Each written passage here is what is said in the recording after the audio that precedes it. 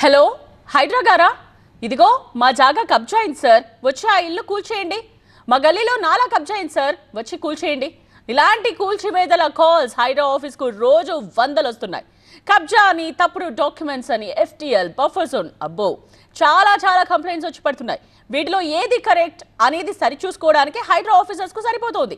దీనికి తోడు హైడ్రా అంటే ప్రజల్లో ఉన్న ఓ రకమైన భయం, ఆందోళన కలుపుకుంటే హైడ్రా ఓ సిండ్రోమ్లా తయారైంది. అందుకే హైడ్రాకు వస్తున్న ఫిర్యాదులు ఎన్ని, అందులో వారు తీరుస్తున్న సమస్యలెన్ని?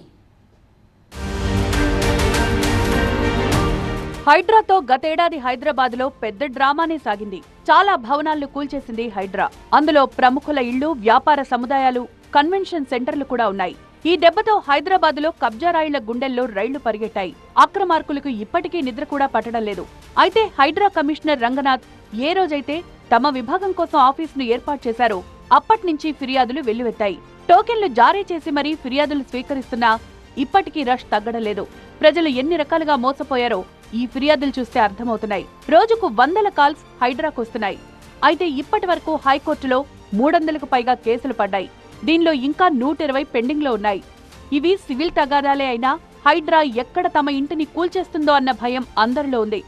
ఇటీవల బీఆర్ఎస్ నేత ఎడ్ల సుధాకర్ రెడ్డిపై కాంగ్రెస్ ఆరోపణలు చేయడమే కాదు, బతుకమ్మ కుంట దగ్గరున్న ఆయన నిర్మాణాలు కూల్చేయాలంటూ పెద్ద ఎత్తున ఉద్యమమే చెలరేగింది. బాగంబరపేటలో ఉద్రిక్తతలు చెలరేగడంతో ఆయన హైకోర్టుకెక్కారు. లా ప్రాసెస్ ఉంటుంది. ఒక ప్రైవేట్ మనిషి ప్రైవేట్ ప్రాపర్టీ తీసుకోవాలంటే ఫస్ట్ నోటీస్ ఇవ్వాలా, గ్రాబింగ్ అనేది చేయకూడదు, ఉల్టా వాళ్ళు గ్రాబ్ని ప్రివెంట్ చేయాలా.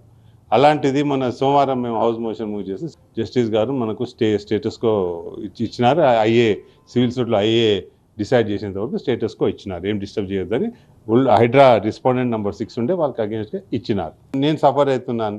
నాలాంటి లక్షల మంది పాపం వాళ్ళ ప్రాపర్టీస్ కష్టపడి సంపాదించుకొని కట్టుకున్న బిల్డింగ్స్ని హైకోర్టు ఇన్నిసార్లు చెప్పినా కానీ వాళ్ళు కూలగొడుతూ వెళ్తున్నారు. అది కూడా వీకెండ్స్లో. సుప్రీంకోర్టు గైడ్లైన్స్ మన డైరెక్షన్స్ ఇచ్చింది డిసెంబర్లో, క్లియర్గా ఇచ్చింది. ఎవరైతే అక్కడ ఉంటారో ప్రభుత్వ భూమి కాకపోతే మాత్రం వాళ్లకు ఛాన్స్ ఇవ్వాలా, ఎక్స్ప్లెనేషన్ ఛాన్స్ ఇవ్వాలా, 15 రోజుల నోటీస్ ఇవ్వాలా.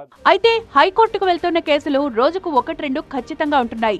ఇప్పటి వరకు నగర వ్యాప్తంగా హైడ్రా 50కి పైగా నిర్మాణాలు కూల్చేసింది. ఇందులో ఎన్ కన్వెన్షన్ లాంటి ప్రముఖ నిర్మాణం కూడా ఉంది. ఈ 50 నిర్మాణాలను పరిశీలిస్తే వాటిలో చాలా వరకు హైకోర్టు స్టేటస్ కో ఇచ్చినవే ఉన్నాయి. ఎలాంటి కూల్చివేతలు చేపట్టరాదని కోర్టులు చెప్తున్నా హైడ్రా మాత్రం తన పని తాను చేసుకుంటూ వెళ్లింది. దీంతో మరోసారి హైకోర్టుకు వెళ్లి తమ గోడు వెళ్లబోసుకోవడం మినహా బాధితులు చేయగలిగిందేమీ ఉండడం లేదు. ఇక కూల్చివేతల సమయంలో సరిహద్దులు కూడా చెరిగిపోతున్నాయి. కొన్నిసార్లు హైడ్రా వారే బౌండరీలను చెల్లాచెదురు చేస్తూ కొత్త మ్యాపులు వేస్తున్నారంటూ బాధితులు మండిపడుతున్నారు. హైకోర్టు ఇంటర్ఫియర్ కావద్దని చెప్పినా నిబంధనలు ఉల్లంఘించి కూల్చేస్తున్నారని, కొందరు అధికారులైతే పర్మిషన్లు వారే ఇచ్చి కూల్చివేతలు కూడా వారే చేస్తున్నారని బాధితులు చెప్తున్నారు. ఇక ఆదివారాలు, సెలవు రోజులు, అర్ధరాత్రులు కూల్చివేతలు చేపడుతూ వెళ్తుండటంతో హైకోర్టు గట్టిగానే కసరించింది. జీవో 99 ఉల్లంఘనలు ఎందుకు చేస్తున్నారండి?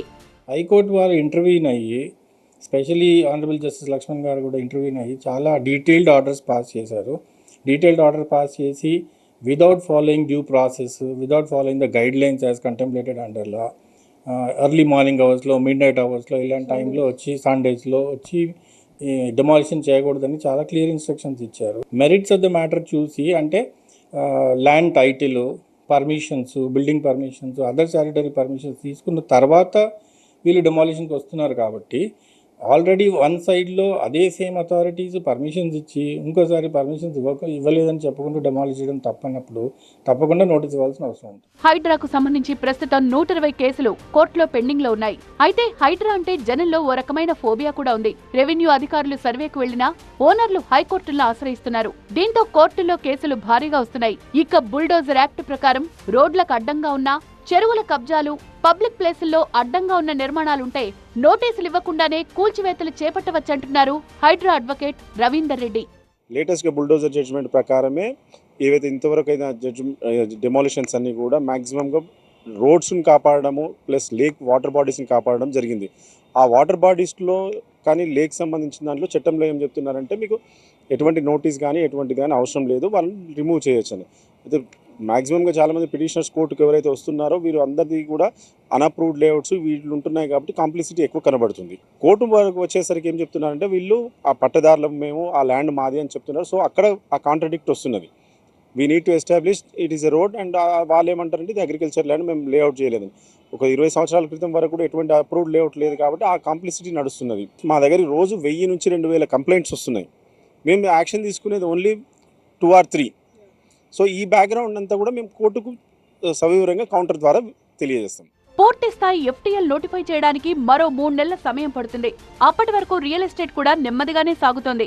ఒక్కసారి నోటిఫై చేశాక రియల్ పుంజుకుంటుందని అంతా భావిస్తున్నారు. హైడ్రా జోరు తగ్గితే మరోసారి హైదరాబాద్కు పునర్వైభవం వస్తుందన్న ఆశాభావంలో రియల్టర్లున్నారు.